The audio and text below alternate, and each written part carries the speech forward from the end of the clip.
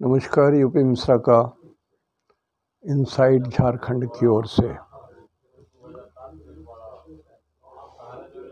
दुर्भाग्य है मेरा भी कि मैं रेगुलर नहीं आ पा रहा हूँ।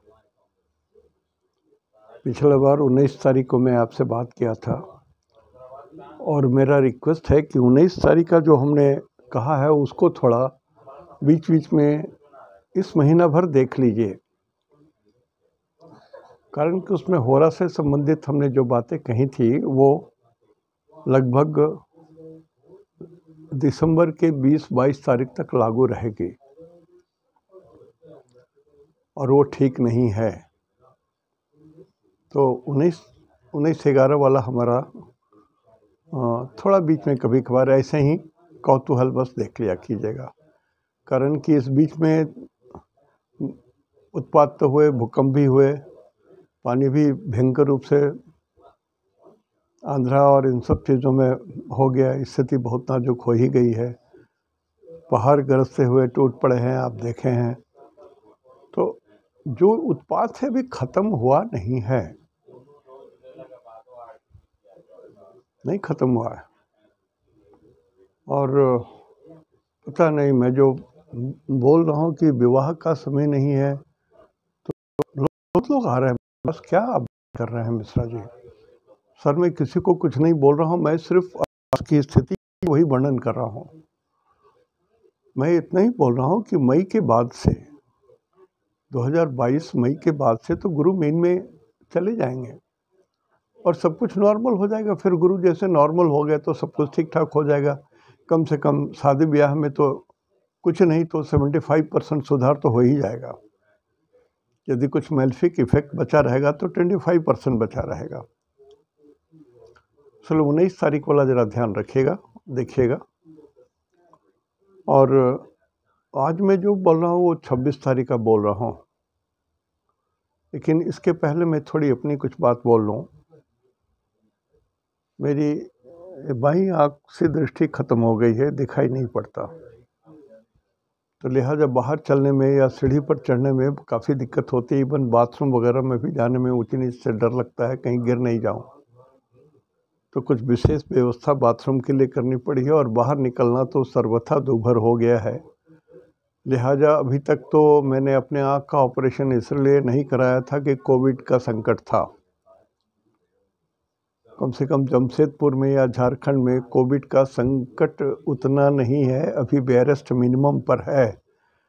इसलिए मैं इसी शनिवार को 27 तारीख को आँख का ऑपरेशन कराना चाहता हूँ। ईश्वर है, सफल हो जाएगा। तो इस आँख के कारण बहुत सारी और समस्याएं शरीर में हो गई थी, जो अभी भी वर्तमान है और लोगों की कुंडलियाँ में डिस्कस नहीं कर पाया। कुंडलियाँ कुछ बनी हुई हैं लोगों की, मैं बात करूँगा। कारण कि ऑपरेशन होने के बाद भी जो डॉक्टरों का शिष्टाचार है उसके हिसाब से तो वो काला चश्मा 6-7 दिन लगाना पड़ता है, नहा नहीं सकते हैं, धूल धक्कड़ ना लगे वगैरह वगैरह बहुत सारे प्रिकॉशंस लोग बोलते हैं। सबका पालन करूँगा, लेकिन हाँ, घर के अंदर में रह कर के तो बाकी सारा काम किया जा सकता है, उतनी व्यवस्था करूँगा। I will try to serve you. और आज मैं इसलिए बोलने आया कि अभी आप देखिए, ये 26/11/21 कृष्ण पक्ष सप्तमी है, गुरुवार, और ब्रह्म योग है। नक्षत्र है आश्लेषा। आश्लेषा को सर्प बोलते हैं। एक सांप जो कुंडली मार करके बैठा हुआ है, किसी भी क्षण डंक मार सकता है। लेकिन उसके लिए तभी गड़बड़ होता है जब क्रूर वार हो, क्रूर योग हो, तभी होता है, ऐसे नहीं होता है। तो आज तो गुरुवार है, इसलिए आश्लेषा का कोई इफेक्ट, बैड इफेक्ट है ही नहीं। दूसरा, योग भी ब्रह्म योग है, बिल्कुल कोई जो भी बचा खुचा 1% रहा होगा वो भी खत्म हो गया। तो इवन आश्लेषा नक्षत्र वालों के लिए भी आज का दिन काफ़ी बढ़िया है।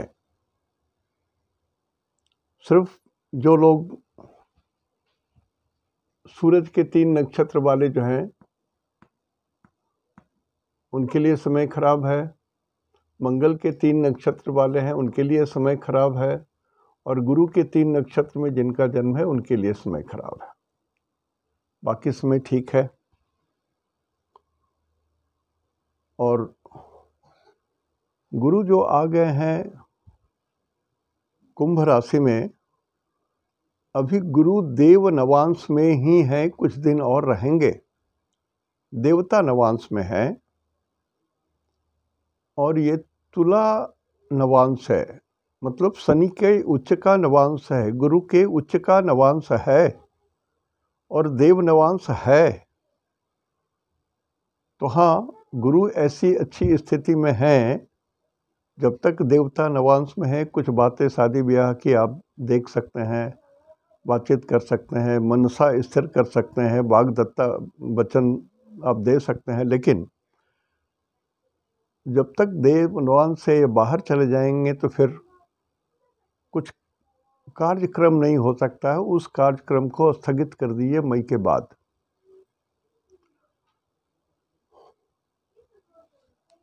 गुरुजनों और पंडित जिनों से माफ़ी मांगते हुए, ये मेरी अपनी ओपिनियन है। मैं भगवान नहीं हूँ और सब कुछ नहीं हूँ, लेकिन मेरी अपनी ओपिनियन है ये। जैसे मैंने बुक लिखा don't be afraid of Mars dosha. अब जिनके कुंडली में मंगल के दोष यदि न्यूट्रलाइज नहीं हुए हैं, जैसे मैंने किताब में न्यूट्रलाइजेशन चैप्टर बहुत बड़ा दिया है कि मंगल दोष न्यूट्रलाइज हो गया है, you can marry with non Mangla boys या गर्ल्स, तो वो सब चीज़ भी वेरीफाई हो जाना चाहिए। इसी कारण हमने लिखा कि वेरीफाई हो जाना चाहिए। ये वेरीफाई हो जाए उसके बाद सब कुछ कीजिए।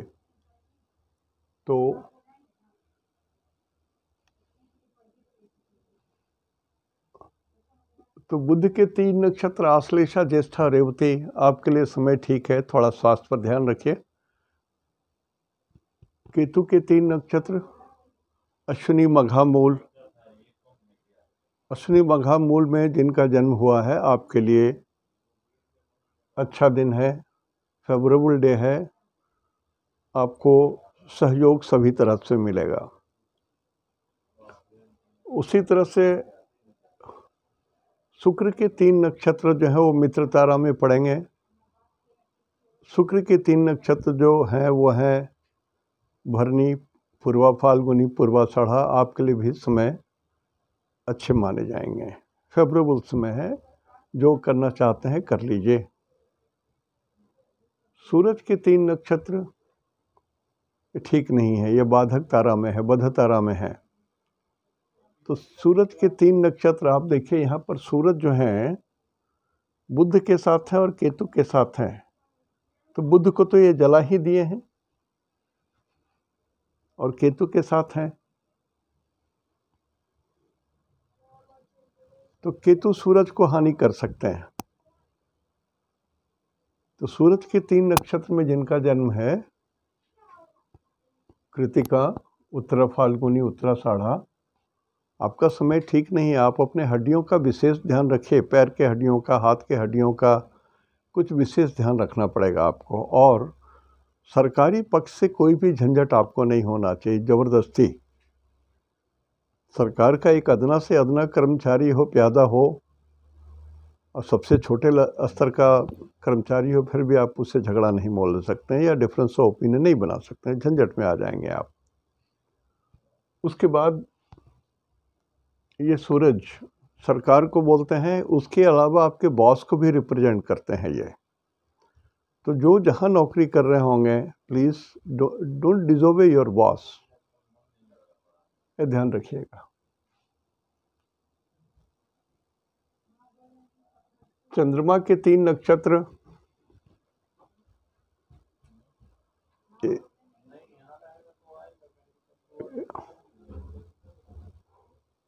ये साधक तारा में पड़ेंगे। तो चंद्रमा के 3 नक्षत्र ये साधक तारा में पड़ते हैं। चंद्रमा के 3 नक्षत्र होते हैं रोहिणी, श्रवणा और हस्त। सबसे बढ़िया आज आपका स्टार है, नक्षत्र है। आप अपने मन के हिसाब से बहुत सारा काम संपादित कर सकते हैं। ज्ञानेश, और केवाड़ी बंद कर दिए, मम्मी का रूम का बंद कर दिए केवाड़ी। आवाज़ बहुत तेज से आ रही है आप लोगों का।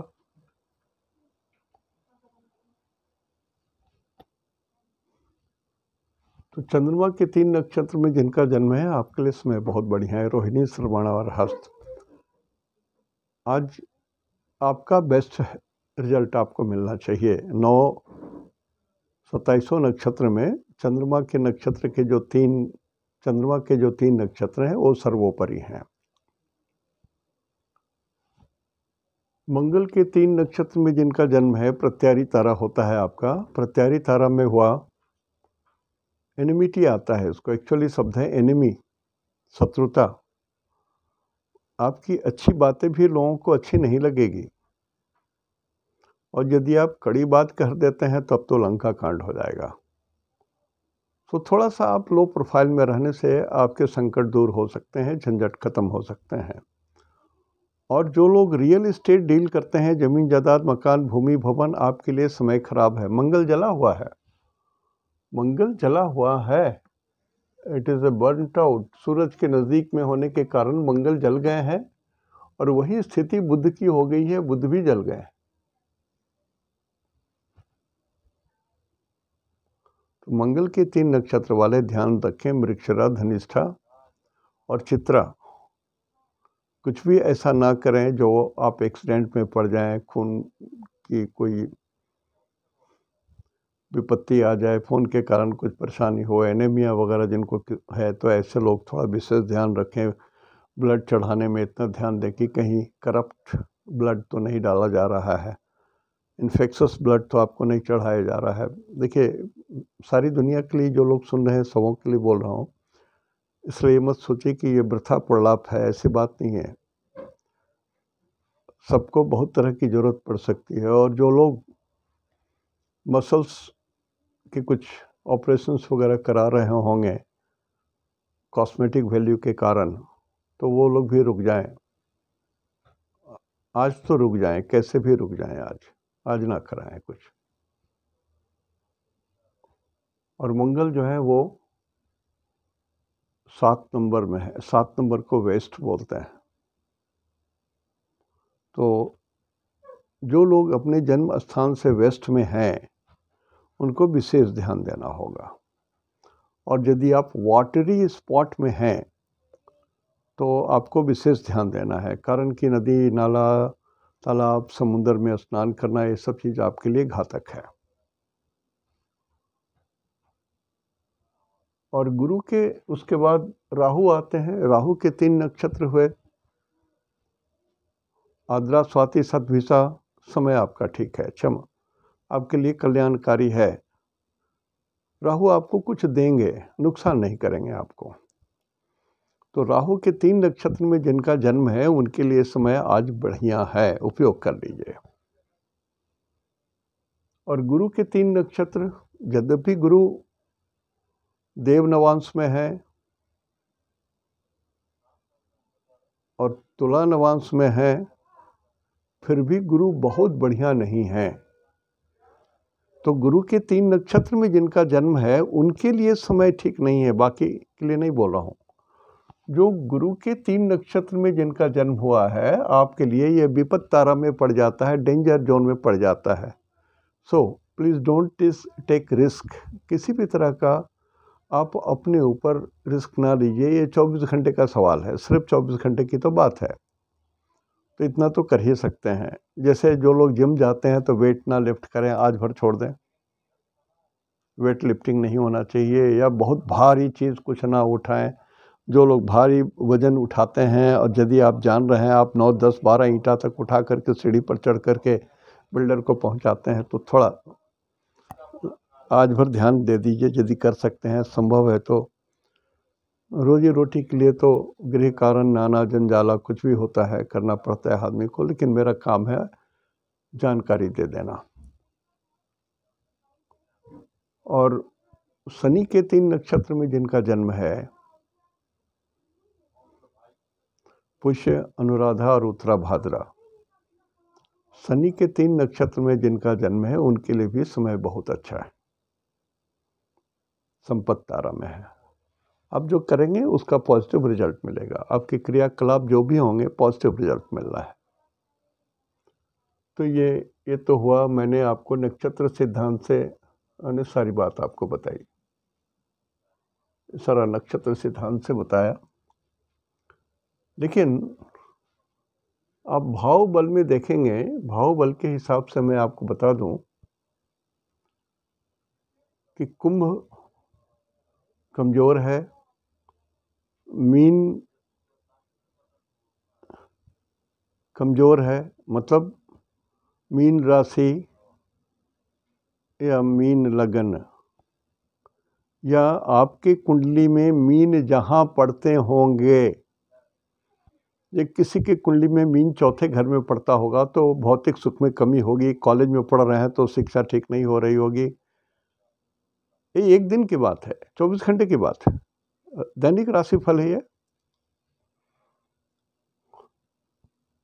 तो मीन वालों के लिए समय ठीक नहीं है, कुंभ वालों के लिए भी समय ठीक नहीं है, धनु राशि वालों के लिए, धनु लगन वालों के लिए भी समय ठीक नहीं है, भाव बल नहीं है, सो कमजोर स्थिति में पड़े हुए हैं। जैसे गुरु के 3 नक्षत्र तो वैसे ही हमने कहा कि विपत्त तारा में पड़ा हुआ है, और आप यदि थोड़ी सी भी उल्टा पुल्टा करते हैं तो आपके पैरों में, और 9 नंबर नी को बोलते हैं, ठेउना को बोलते हैं, तो नी और उसके थोड़ा आगे पीछे थोड़ी सी प्रॉब्लम हो सकती है। तो धनु राशि भी थोड़ा विपरीत परिस्थिति में है। तुला राशि वाले थोड़ा ठीक हैं, I will say it is just pass mark, तुला राशि वाले। और मिथुन राशि वालों के लिए भी समय थोड़ा कमजोर है, मिथुन राशि वालों के लिए भाव बल कम है। तो आपका मिथुन राशि जहां पड़ता होगा, 1 से लेके 12 अंक के तो अंदर आपका लगन होगा, तो जहां भी 3 नंबर पड़ेगा आपके कुंडली में, यदि ये 5th हाउस पड़ता है तो बच्चे के लिए समय ठीक नहीं है, यदि ये 9th हाउस में पड़ता है तो आपके भाग्य और पापा के लिए ठीक नहीं है, यदि ये 7th हाउस में है तो दाम्पत्य सुख में थोड़ी कमी हो सकती है, माने मिथुन लग्न। तो ये भाव को देखिए कि जो मैं बता रहा हूँ कि 12 जहाँ पर है, 11 नंबर जहाँ पर है, मिथुन जहाँ पर है, और तुला जहाँ पर है, धनु जहाँ पर है, इस सब के रिजल्ट थोड़े कमजोर मिलेंगे। सिंह जहाँ पर पड़ते हैं आपके कुंडली में, 5 नंबर जहाँ पड़ता है, 5 नंबर का भाव जहाँ पड़ता है वो लगभग बेस्ट है, sorry very very good position में है। कन्या जहाँ पर पड़ते हैं वो बेस्ट है, आपकी कुंडली में वो उस भाव का रिजल्ट बढ़िया मिलेगा। 5th हाउस कन्या राशि और 5th जहाँ पर है वहाँ पर अच्छे रिजल्ट मिलेंगे आपको, ये सही है। कर्क राशि बिल्कुल पास मार्क से ऊपर है, ठीक ठाक है आपका समय। और वृश्चिक राशि का भी समय ठीक है, वेरी गुड पोजीशन में है आपका। मकर राशि का भी वेरी गुड पोजीशन में समय है आपका। और मेष राशि वालों के लिए भी समय ठीक है। वृषभ राशि वालों के लिए समय, I will say it is a good period for you, मतलब जहाँ पर भी आपका वृषभ राशि पड़ता है वहाँ पर का पॉजिटिव रिजल्ट मिलेगा आपको। और कुंभ राशि जहाँ पर है वहाँ पर पॉजिटिव रिजल्ट मिलना चाहिए, लेकिन चूंकि भाव ही कमज़ोर है इसलिए वो रिजल्ट कमज़ोर देगा। जैसे आज किसी बच्चे का जन्म हो रहा है और मान लीजिए उसका कुंभ लग्न है, इस बात को बढ़िया से समझ लीजिए, मैं जो बोल रहा हूँ उसको बढ़िया से समझ लीजिए। आज किसी का जन्म हो रहा है, 26 तारीख को किसी का जन्म हो रहा है और कुंभ लग्न का उदय हो रहा है, उसी में गुरु है 0 डिग्री का, लेकिन वो देव नवांश में है तुला नवांश में है और देव अंश में है, तो क्वालिटी वाइज बच्चा तो बहुत बढ़िया होगा, उसके अंदर में सारे अच्छे पॉजिटिव गुण मिलेंगे, इसमें कोई संदेह नहीं है। लेकिन ये कमज़ोर भी है, ये भाव, लग्न का भाव कमज़ोर होगा, मतलब लड़का डेलिकेट होगा। हो सकता है कि जन्म के समय में थोड़ी सी परेशानी उस बच्चे को जन्म के साथ ही उत्पन्न हो, कोई रोग हो, कुछ परेशानी हो, पैर में थोड़ी सी गड़बड़ी हो, पैर को स्ट्रेच करना है, उसको मालिश करनी है, या जैसे भी हो, जनरली डॉक्टर उलट करके पैर पकड़ के लटकाते हैं और पीठ थपथपाते हैं ताकि रोए बच्चा। तो कुंभ लग्न में यदि बच्चे पैदा हुए हैं तो जरूर सब कुछ ठीक है, लेकिन वो डेलिकेट होगा। और दो खास क्वालिटी होगा उस बच्चे का। 26 तारीख कुंभ लग्न में जो बच्चा होगा वो टिमिड होगा, वो कायर होगा, डरपोक होगा, कायर नहीं डरपोक होगा, लेकिन वो गुणी होगा, ये सत्य है। देखिए, नवांश देख करके भी, नवांश के जरिए भी ये बताया जा सकता है कि लड़का क्या करेगा, सक्सेस रेट कितना है। हर नवांश के बारे में, मेष राशि के 9 नवांश के 9 रिजल्ट होते हैं, वृषभ के 9 नवांश के डिफरेंट रिजल्ट होते हैं। तो ये सब बहुत बड़े चैप्टर है, मैं एक एक इतना नहीं बता सकता, समझा भी नहीं सकता, सिखा भी नहीं सकता। थोड़ा सा एडवांस स्टेज की बात है ये। तो लेकिन इतना जो मैं बोल रहा हूँ, 26 तारीख को जिनका कुंभ लग्न में जन्म होगा जिस बच्चे का, वो बच्चा गुणी है, उस घर का वो हीरा मोती है, ये समझ लीजिए आप। और लड़का थोड़ा डरपोक होगा, टिमिड होगा, उसके अंदर बचपन से ही उसके अंदर में इतनी योग्यता दीजिए कि he could face the world, इतना सामर्थ्य बनाइए, लोगों से बात करने का तरीका दे। अब संस्कार देना पड़ेगा आपको। व्हाट आई मीन टू से इज दिस। तो ये एक बात है, कारण कि भाव बल कम है, इसके कारण मैं बोल रहा हूँ। भाव बल कम है तो 11 नंबर है, 11 नंबर पैर को बोलते हैं, तो पैर उसके कमज़ोर होंगे, उसके मूवमेंट कमज़ोर है। What he needs the regular, कम से कम दिन में 5 बार पैरों में मालिश करना। तो वो एक चीज़ है। और यदि लग्न है तो 4th हाउस में राहु रहेगा, हो सकता है कि बच्चे को जॉन्डिस के साथ उसका जन्म हो, लेकिन लड़का सक्सेसफुल होगा, इसकी मैं गारंटी देता हूँ। तो यदि किसी बच्चे का कन्या लग्न है तो बच्चा देर से बात करेगा, तब तक माता पिता घबरा जाएंगे, बच्चा बोल नहीं रहा है, वो डॉक्टर परेशान होंगे, घर वाले परेशान होंगे, सब कुछ होंगे। उसका कारण ये है कि इस भाव से ये लगन है, यदि मान लिया तो 2nd हाउस जो बोली का घर है उसमें मंगल तो जला हुआ है और तुला राशि है, तुला राशि भी मंगल का शत्रु का भाव है।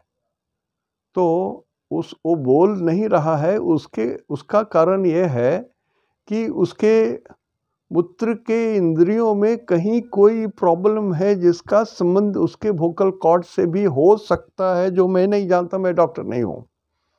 लेकिन लड़का थोड़ा बोलेगा देर से, लेकिन बोलेगा, सत्य है, जरूर बोलेगा।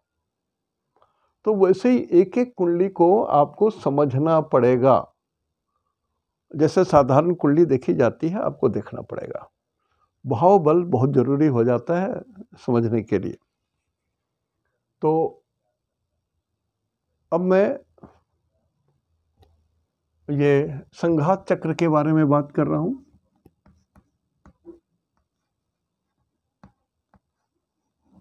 संघात चक्र। अब संघात चक्र में आप देखें कि 8 नंबर में सूरज, बुध और केतु है। बुध पहले से जला हुआ है और केतु है, तो ये 8 नंबर बोलते हैं पश्चिम दिशा को, वेस्टर्न साइड को। और स्कूल हो गया बच्चों का, तो हाँ,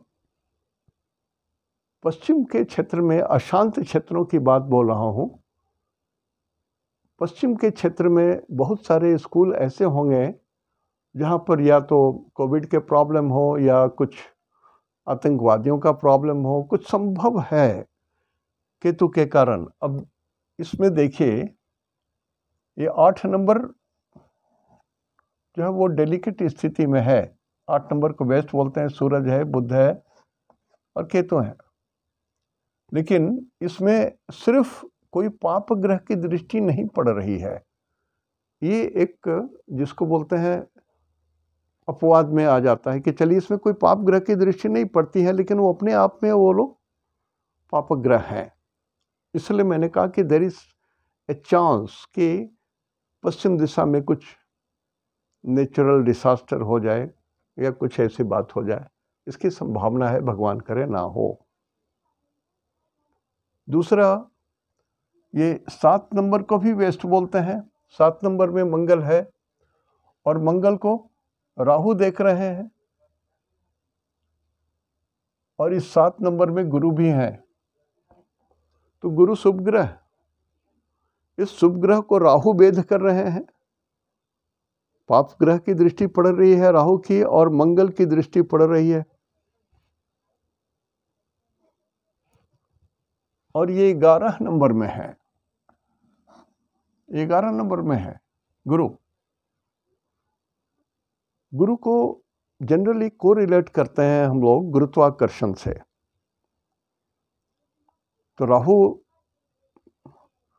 और मंगल के कारण थोड़ा सा उसमें विक्षोभ हो रहा है। तो देयर इज पॉसिबिलिटी कि नॉर्दर्न जोन में कुछ उत्पात संभव है, जैसे वल्कनो हो या पृथ्वी हिल जाए या अग्नि वर्षा हो जाए या झंझट हो जाए। और मैं पहले ही 19 तारीख को बता चुका हूँ कि कहाँ कहाँ किस देश में और भारतवर्ष के पहाड़ी प्रदेश में कहाँ कहाँ क्या होना है, मैं बता चुका हूँ। तो 19 तारीख वाला जो है उसको थोड़ा सा देख लिया कीजिएगा या मन में बसा लीजिए कुछ रिजल्ट जो बोला हूँ। तो संघात चक्र में भी ये चीज़ ठीक नहीं दिखती है और ये सूरज बुध केतु के द्वारा ये ठीक नहीं दिखता है। चंद्रमा शुक्र की दृष्टि है जरूर, शुक्र पर चंद्रमा की दृष्टि जरूर है और दोनों शीतल ग्रह हैं, दोनों शुभ ग्रह हैं। तो दिखता नहीं कि 4 नंबर में कुछ प्रॉब्लम हो या 9 नंबर में कुछ प्रॉब्लम हो, ये नहीं दिखता है। तो संघात चक्र के द्वारा सिर्फ पश्चिम दिशा और उत्तर दिशा में ये हिसाब बैठ रहा है कि ये थोड़ा सा अशांत एरिया होगा, यहाँ पर कुछ समस्याएं हो सकती हैं। अब भारतवर्ष को यदि रखें तो भारतवर्ष का ये नॉर्थ हो गया, कश्मीर का जोन हो गया, चीन से सटा हुआ क्षेत्र हो गया, और पश्चिम देखते हैं तो पाकिस्तान से सटा हुआ जो एरिया है वो सब पश्चिम हो गया। नक्शे में देख लीजिएगा तो समझ जाएंगे कौन सा क्षेत्र है। सीमांत क्षेत्र हैं ये सारे। और वैसे देशों में जैसे मान लिया अफगानिस्तान है, तो अफगानिस्तान का सेंटर पॉइंट ले लीजिए, वहाँ से नॉर्थ बहुत गड़बड़ है। वहाँ कोई स्कूल और जैसे मंदिर में या मस्जिद में लोग बम प्लांट कर दे रहे हैं, कुछ कर रहे हैं, आपस में उन लोग का तालमेल नहीं है। तालिबान वाले लोग और IS वाले एक दूसरे के शत्रु हो गए हो, जैसे भी हो, लेकिन उस क्षेत्र भगवान की चेष्टा करने पर भी थोड़ा सा वो जगह तो अशांत है। तो ऐसे जगहों में स्कूल, कॉलेज, मंदिर, मस्जिद, इन सब चीज़ों पर विशेष ध्यान, जो लोग जाते हैं विशेष ध्यान देंगे। सीमांत क्षेत्र की बात है। प्रार्थना है ईश्वर से कि मेरी सारी बात गलत हो जाए और सभी लोग सुख शांति से पूरे विश्व में रहें। दुर्भाग्य यही है कि इस बार जो होरा का उदय हो रहा है, रवि का होरा और शनि का होरा का उदय नुकसान कर रहा है, कुछ ज़्यादा ही नुकसान कर रहा है। जैसे छत्रभंग हो जाना, ये शब्द है छत्रभंग, राजा की मृत्यु या राजपाट हर जाना या किसी पॉलिटिकल पार्टी की बड़े नेता का अवसान हो जाए, इंडियन फ्लैग हाफ मास्ट हो जाए, कुछ इस तरह की अच्छी सूचना नहीं मिल रही है। तो जब तक राम राम करके 20 तारीख नहीं बीत जाता है दिसंबर का, तब तक तो डर बना ही रहता है। तो इसमें मैंने कहा है कि तीन रास्ता है। एक तो अपने कुलदेवी या कुलदेवता की पूजा कीजिए, अपने इष्ट देव की पूजा कीजिए और नवग्रह का पाठ कीजिए। I think this 3 Pooja's covers everything, almost it will cover everything. और जहाँ तक हो सके गायत्री मंत्र, हर भगवान का अलग गायत्री मंत्र होता है, इस चीज़ को जान ले। गायत्री एक छंद है, जैसे व्याकरण में संधि समास वगैरह वगैरह होता है ना, उसी तरह से गायत्री छंद है। इस छंद में जो मंत्र लिखे जाते हैं वो गायत्री मंत्र होते हैं, और जिस भगवान के लिखे जाते हैं वो गायत्री मंत्र भगवान का है। जैसे भगवान शंकर का गायत्री मंत्र यदि कहूँ तो ओम तत्पुरुषाय विद्महे महादेवाय धीमहि तन्नो रुद्रः प्रचोदयात्। ये भगवान शंकर के लिए ये गायत्री मंत्र की रचना की गई है। नरसिंह देव का ओम उग्रवीराय विद्महे महावीराय धीमहि तन्नो नृसिंह प्रचोदयात्, एक गायत्री मंत्र नृसिंह भगवान का है। सारे भगवानों का गायत्री मंत्र अलग अलग है, और एक गायत्री जो हम लोग पढ़ते हैं वो तो मदर गायत्री है, वो सुबह दोपहर शाम त्रिकाल संध्या का उसमें आ जाता है, तो भी पढ़ना ही चाहिए। तो आज यही समाप्त करता हूँ, और सब कुछ ठीक ठाक रहा तो कल आऊँगा, नहीं तो फिर परसों तो मुझे हॉस्पिटलाइज्ड होना पड़ेगा। अब वो लोग 1 दिन रखें 2 दिन रखें, जो भी हो, छोड़ देंगे तो मैं चला आऊँगा। लेकिन हो सकता है 1-2 दिन तक मैं इसके बाद भी सेवा ना दे सकूँ, और जहाँ पर सेवा दे सकूँगा मैं खुद फ़ोन करूँगा आपको। कुछ लोगों की कुंडली बनी हुई है मेरे पास, तो बात तो कर ही सकते हैं आराम से, कोई दिक्कत नहीं है। निर्माण करने में थोड़ी दिक्कत होती है और स्टडी करने में थोड़ी दिक्कत होती है। तो आज यहीं तक। इति शुभम तेहंदो निनाग्ये जोहार।